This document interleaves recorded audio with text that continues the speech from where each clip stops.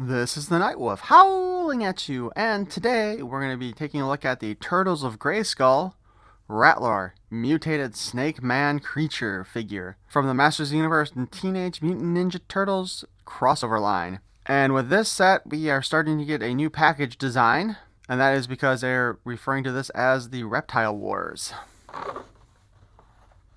On the back of the box, we see our Mutated Rattlor fighting up against Clampchamp, with Mekaneck in the background. I believe Clampchamp is supposed to be part of the next wave of figures, but I don't remember for sure.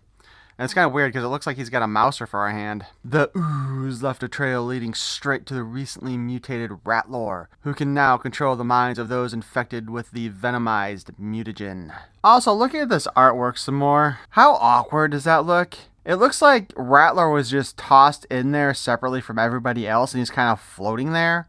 Like, it doesn't even really look like he jumped into that position. It literally looks like he got positioned wrong and is just floating in the air.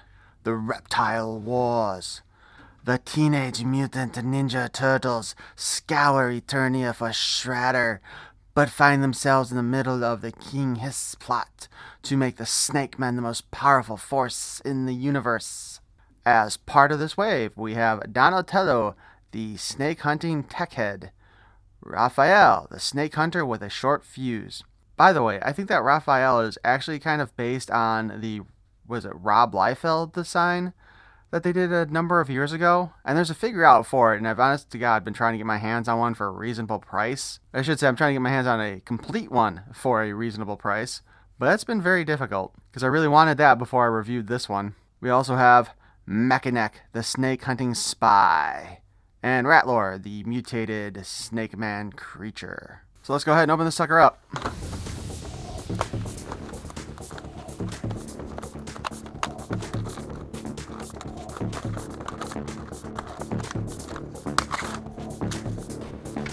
Something I would like to note before we get too much further is it feels like they are using a heavier duty cardboard on these new releases than they have been previously. Which is nice. I think the cover's pretty good too.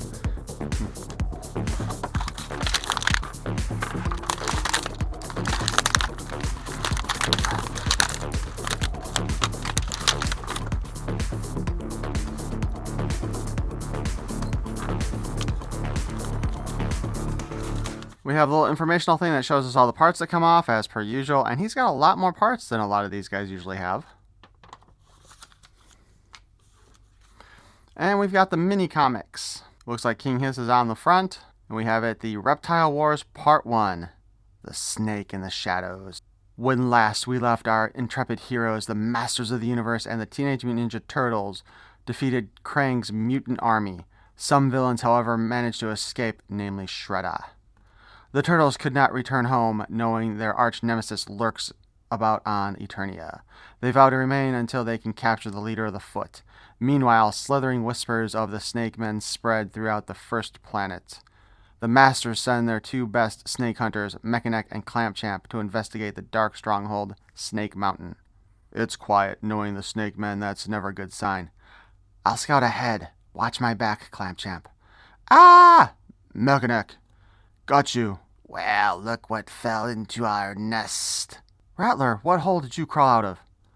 One filled with ooze from the looks of things. How perceptive, Mekaneck. You will make a fine slave for King Hiss. Now hold still. This won't hurt much. Man, is this guy having quite a hissy fit or what? Get it, Snake? Hissy fit? Terrible, Mikey. Absolutely terrible. When will you guys learn you lose with ooze? Technically, he loses when he kick his tail over Eternia. The Turtles! Seize them!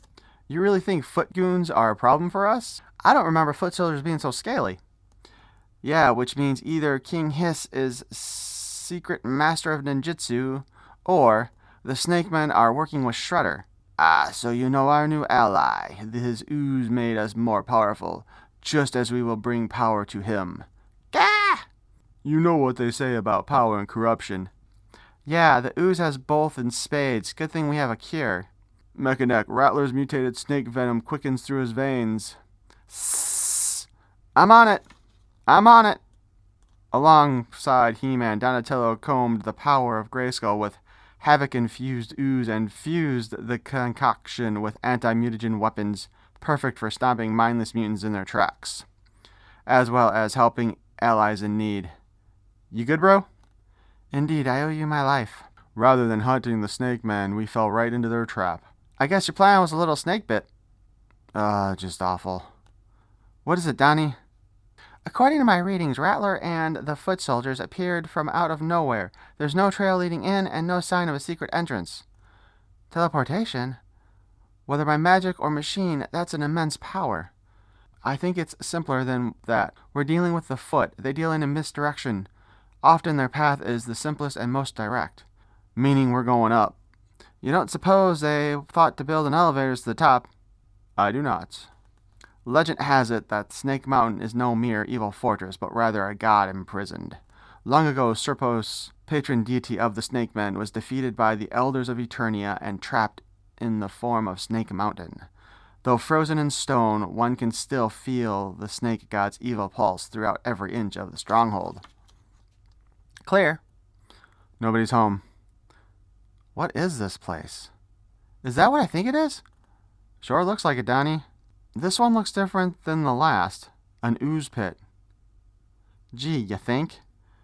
It has the markings of Serpos all over it and bears ill tidings. You know, I don't get Shredhead. First he's with Krang, but that's a bust. Then Skeletor, then Hordak. Literally blows up in his face. Why is he even teaming with these snake dudes? An excellent question, especially considering it's coming from the imbecile. Shredder? Skeletor? Both, yet neither. Well, whoever you are, prepare to eat it. Cowabunga! Not this time. First you shall bear witness, then you will be my sacrifice. Sacrifice for what? Serpos! You see, Turtles, when Krang discovered this world, I felt a pull like I never have felt before. The most sacred power in the universe is guarded here. Yeah, we know the power of Grayskull. Didn't we already beat you over this? Ignorant fools. Not just the power of Grayskull, but the power of Havoc, which I hold, and now the power of Serpos. S-R! Empty the ooze pit! Yo, what the? This ain't good. Shredder, what are you doing? This is madness. He's gone too far, my friend. Let's see if I've got all this. Shredder merged with Skeletor, who now has been bitten by King Hiss, who now has been drowned in mutagen? The three powers of Eternia were never meant to be contained within one mortal man. Yeah. But that's never stopped Shredder from making a power grab before. Dude, it's squiggling. Gross. It's not just moving, it's hatching. Oh no, Shredder, what have you done to yourself? Next, Reptile Wars Part 2, Blood of the Dragon. Donatello, this. And on the back, of course, we get our cross-sale again, the Donatello Snake Hunting Tech Head. Raphael, Snake Hunter with a short fuse, Mechanic, Snake Hunting Spy, and Mutated Snakeman Creature Rattlor. I don't know what the hell I was doing with some of those voices, but I know they weren't the same. Let's take a look at Rattler here, who fell apart when I was taking him out of the package. First off,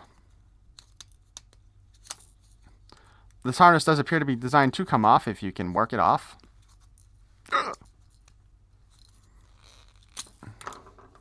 Which gives us the basic Rattler body. Just with the new hands, the same ones. I think we've seen these multiple times now. I believe they're the same ones used on the Mossman, Vecna, Demigorgon, etc. The feet, I think, were also with the Demigorgon. But this is just Snakeman's Rattlor's standard body. Although the color scheme does look better than the original. I like the dark goldish color here, or tannish color, whatever, better than I like the yellow, bright yellow that was used previously. They painted over like a transparent blue, and they have like the transparent pink here. That does have me concerned about possible breakage in the future.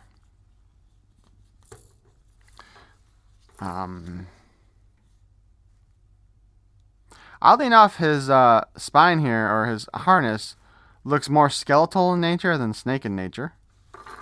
And it has a big eye in the front.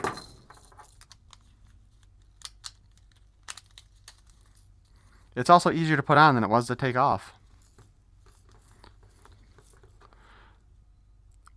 We've got these forearm guards, one of which shot off and hit me when I was opening the package.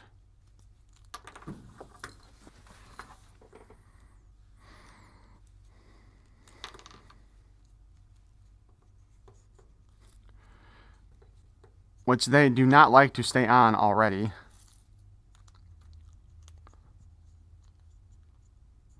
This is one of those issues that I have with some of these toys. Because to me, that's a design flaw that should have been taken care of before this point. First off, we could also just say this could be a potential choking hazard for any kid that's playing with it. Not that I'm going to get my high horse about that sort of thing right now, but they should have had this be a full circle. But then again, let's be honest, a lot of these toys aren't really meant for kids to be playing with at this point. We have Rattlor's, we'll just call his old head as a skin suit. And we have his new head.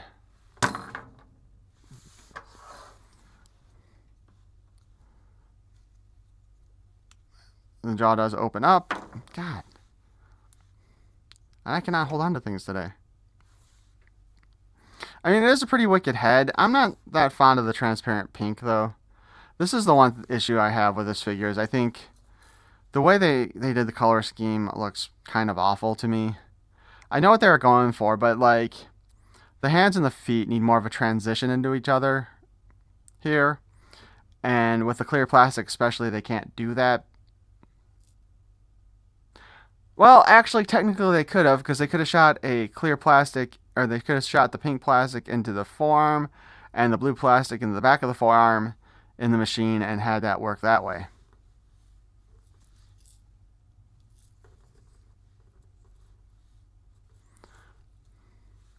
He also comes with a couple of neck extensions, which are designed to actually look more like, again, I would say it's more of a bone-like detail than it is a snake detail. Although it does give me like centipede vibes. There's a ball joint at the top, or the double ball stick here, the double ball barbell for the neck. So you do have a lot of movement there.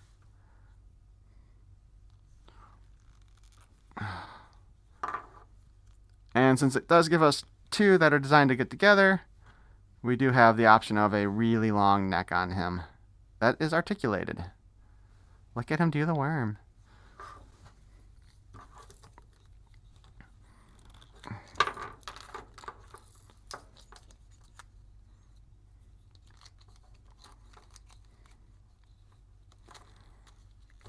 Oh my God.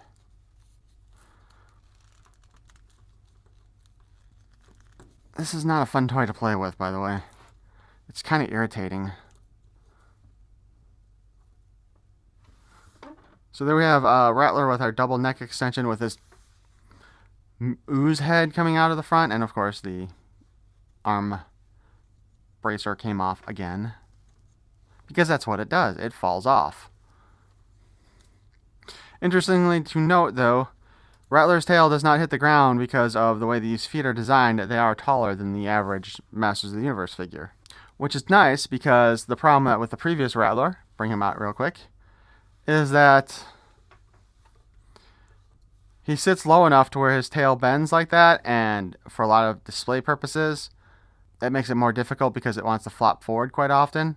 Right now, he's kind of in a good position because I think he's been like this, forced in this position for long enough that the tail's kind of taking that shape. But yeah, just looking at the... Okay, granted, his legs are bent a little bit, but...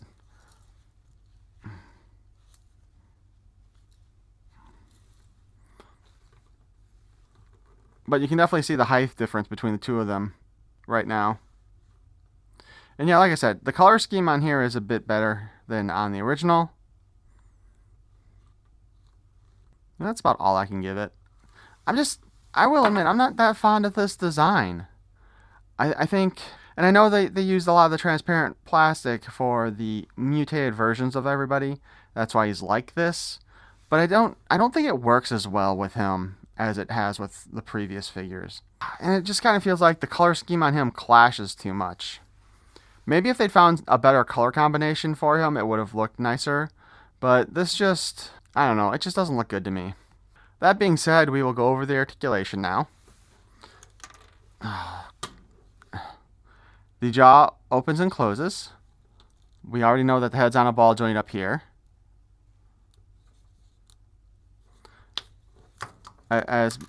Oh, for Christ's sake. As mentioned before, ball joint in the neck area. Might be the easiest head to detach that I've ever used in Masters of the Universe Origins. I'm getting ready to throw this thing against the wall.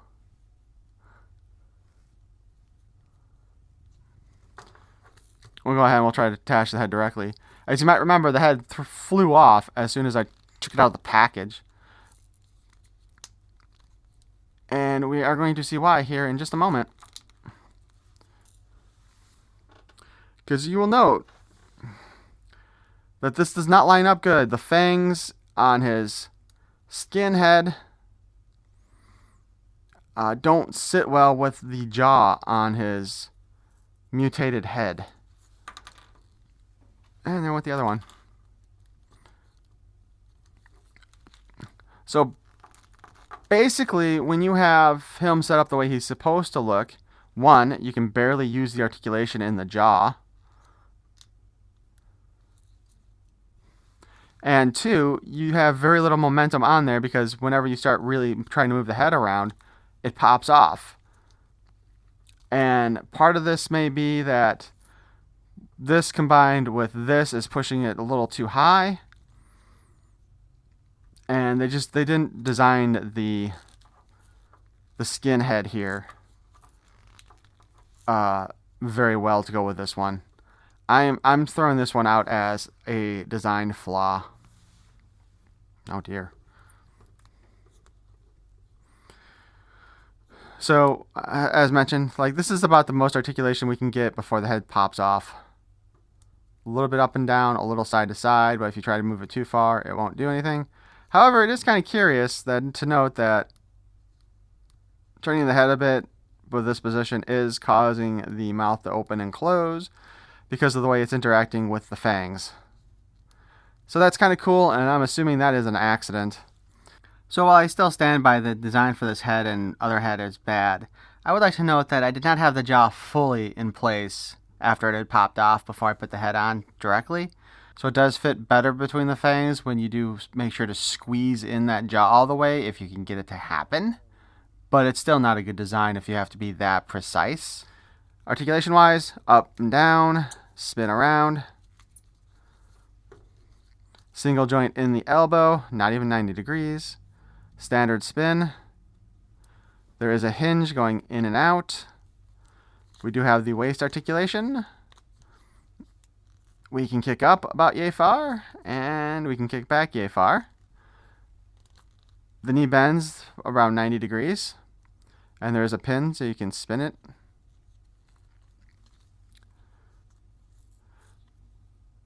There is a hinge at the foot, which honestly surprises me. Even though I've reviewed this foot before, it still surprises me. And you can spin that all around. And as I missed the boot cut a moment ago, we do have the spin there. Now, the issue with this is I don't really see you doing a whole lot of part swaps with this guy either. Overall, my general feeling on this figure is I don't like him. Oh, God, I hate that so much. Yeah, I'm not a fan of this figure design. I think the color on it looks awful. Maybe if they'd done a transition piece here instead of just having it go straight from pink to blue, that just looks awful. The head sculpt here doesn't work well. Like, I mean, this Rattler head here, or his spirit head, whatever, mutated head, I mean, it is cool looking and does look kind of like more dragon-esque than snake-esque. And honestly, just about anything's an improvement to his original head here. You know, the one that looks like Kermit the Frog.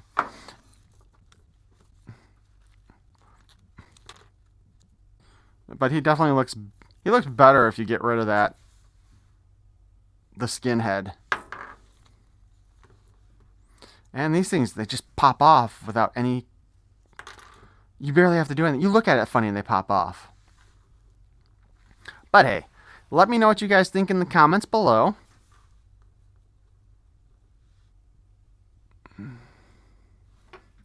Oh, forgot to say, he also has the two little holes in his backpack for attaching other stuff like the turtle shells. Pretty standard with these figures at this point. I think that will conclude this look at him, though. I thank you for watching. Please feel free to smash that like button and subscribe.